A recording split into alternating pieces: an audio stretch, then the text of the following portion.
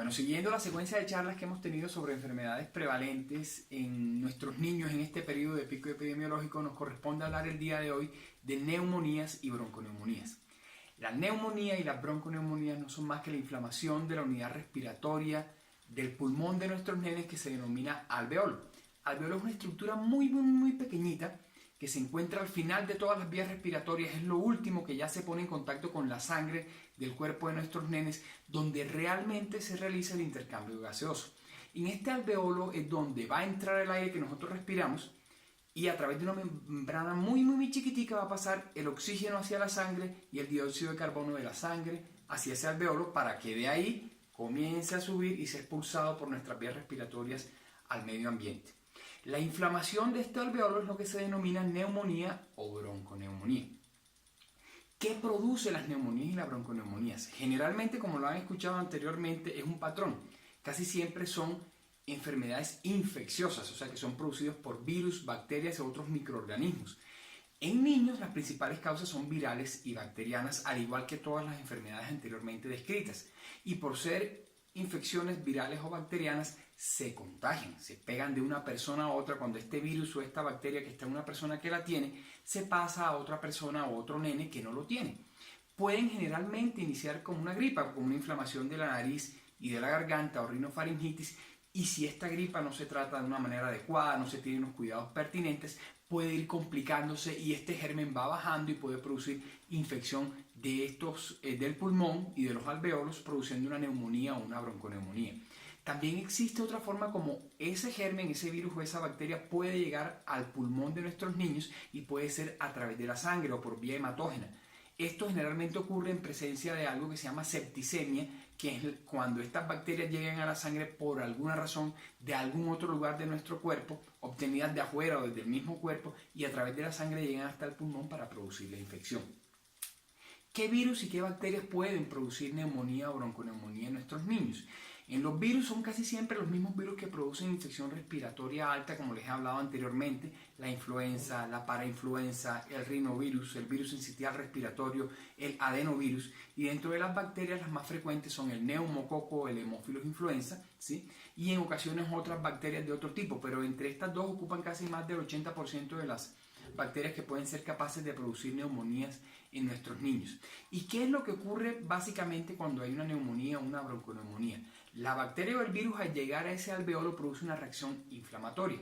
Como les dije anteriormente, en otras enfermedades, una reacción inflamatoria es algo parecido a como uno se golpeara o se raspara en la piel, y ustedes observan que al perder esa piel sale sangre, se inflama, se pone rojo, se puede colocar caliente.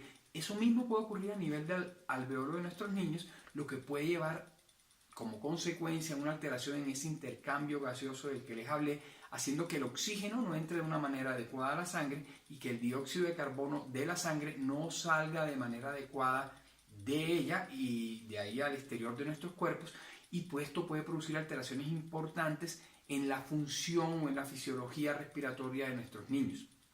Esto se expresa en lo que veremos ahora, que son los síntomas de un paciente con neumonía. Entonces, los síntomas de un paciente con neumonía o con bronconeumonía no son más que la expresión de la fisiopatología de la enfermedad, que es esto que le expliqué, de la inflamación que se produce en ese alveolo. Los síntomas son la expresión de esa inflamación. Entonces, un niño con neumonía o con bronconeumonía generalmente se va a presentar con tos, que puede ser húmeda o puede ser seca. ¿Qué quiere decir eso? Que cuando su bebé tose, usted puede escucharle flemas que se mueven, o puede ser una tos seca. Generalmente puede producir a los niños cianosis, que se coloquen moraditos alrededor de la boca. Puede haber dificultad para respirar, o sea que respiren muy rápido, se le muevan las alas de la nariz, se ponga morado alrededor de la boca, se le hunda entre los espacios entre las costillas o entre las costillas y la pancita. Son signos de dificultad respiratoria y generalmente acompañan a los pacientes que tienen bronconeumonía o neumonía. Fiebres que casi siempre son fiebres muy altas, de más de 39 grados centígrados, pero también una neumonía o una bronconeumonía en sus fases iniciales, aún en fases adelantadas, podría no presentar fiebre. De hecho, hay un tipo muy característico de neumonía que se denomina neumonía atípica. ¿Por qué se llama neumonía atípica? Las neumonías atípicas tienen este nombre porque no se presentan de la manera típica como se presentan la gran mayoría de las neumonías, que es como de los síntomas que les he estado hablando: fiebre, tos dificultad respiratoria. En ocasiones estos niños con neumonía atípica pueden no presentar fiebre o pueden presentar fiebres muy bajitas. Generalmente se producen en niños mayores de 5 años. Está muy asociado a niños que son alérgicos o atópicos, niños asmáticos o con dermatitis o rinitis alérgicas, y se tratan de una manera diferente a las neumonías típicas o comunes que nosotros vamos a ver, que son la gran mayoría de los casos. Pero hay que tener en cuenta siempre este diagnóstico de neumonía atípica, porque no se presenta de igual manera. ¿Qué otros síntomas podemos encontrar en los niños que sufren de neumonía? Pues están decaídos, tienen pérdida del apetito, se ven pálidos, no tienen un aspecto ideal, ¿sí?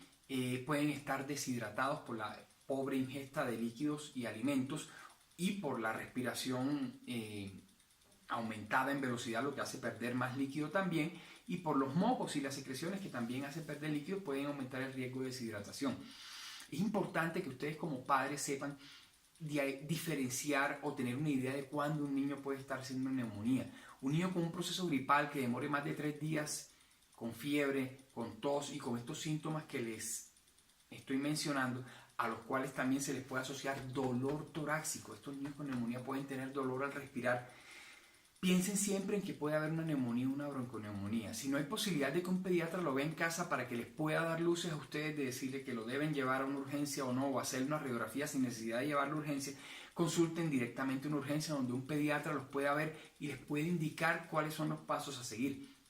En este sentido entramos entonces a cómo se diagnostica la neumonía. Pues lo primero y lo básico es la historia clínica, que es lo que ustedes nos cuentan a nosotros como pediatra de qué es lo que ha tenido el niño, los antecedentes de este niño y el examen físico que nosotros como pediatras le hacemos a sus nenes. Vamos a encontrar signos de dificultad respiratoria muy posiblemente, un niño febril, o sea que tenga fiebre en el momento del examen, puede tener o no malas condiciones generales, o sea que se vea muy mal o se vea agudamente enfermo, con palidez o color terroso, son signos que le hacen pensar a uno de que hay una enfermedad que muy posiblemente sea grave o que no sea leve por lo menos. Ya en la auscultación pulmonar, que es cuando nosotros nos colocamos el fonendoscopio y escuchamos el pulmón de los niños, pues podemos encontrar que hay ciertos ruidos muy característicos y que a uno como pediatra le pueden hacer pensar que el niño tiene una neumonía o una bronconeumonía. Básicamente en estos sonidos lo principal es que hay pobre entrada de aire, porque ese alveolo que está ocupado con material inflamatorio, con líquido, no le está llegando el aire. Entonces uno cuando escucha, no escucha que el aire entra. Entonces es un signo muy importante que puede haber una neumonía. Cuando nosotros como pediatras encontramos esto, es nuestra obligación hacer una radiografía de tórax.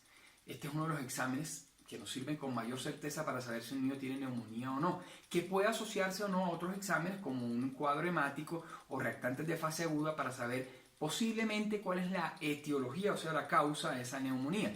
Pero sí o sí, el examen que nos ayuda a hacer este diagnóstico, además de la clínica, que es el examen físico, es la radiografía de tórax, que dependiendo del estado con el que uno encuentre al niño, si es un niño que se ve muy mal o con dificultad respiratoria o con pobre oxigenación, pues hay que llevarlo a urgencia indiscutiblemente y no hay nada que hacer. Pero es un niño que si se ve bien, que se ve en buenas condiciones, no tiene problemas de oxigenación ni dificultad respiratoria, se le podría hacer esa radiografía ambulatoriamente, rápidamente, lo más pronto posible, uno como pediatra valorarle y decirle a los papás si se amerita hospitalización o no.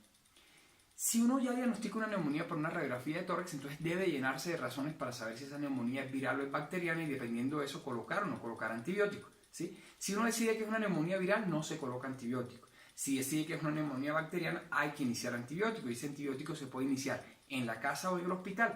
¿De qué depende una a la otra? Depende primero de cómo sale la radiografía. Si es una radiografía muy fea, que está consolidada, que se ve muy blanca, pues hay que enviarla a que se le coloque el antibiótico por la vena o si es una neumonía complicada. Pero si no, se puede manejar en la casa con el antibiótico tomado. En ocasiones hay que utilizar inhaladores, hacer terapias respiratorias, lavar la nariz de una manera adecuada, hidratar de forma adecuada al niño, esto es importantísimo, dar medicamentos que quiten la fiebre, el malestar general y el dolor. Es fundamental y seguir las medidas generales. El niño debe quedarse en casa, no exponerse a cambios bruscos de temperatura, corrientes de aire, piscina, olores fuertes, contacto con fumadores y ojalá utilizar tapaboca para evitar el contagio de otras personas. Las personas que cuiden a este niño deben lavarse muy bien las manos antes y después de estar en contacto con él para que no hacer que ese virus y esa bacteria que está produciendo la neumonía en su niño se pueda dispersar. Básicamente esto es lo que le quería hablar sobre neumonía. Espero que les sirva, que sea de mucha utilidad y que puedan utilizarlo en el caso de que su niño esté enfermo para identificarlo de manera rápida. Chao.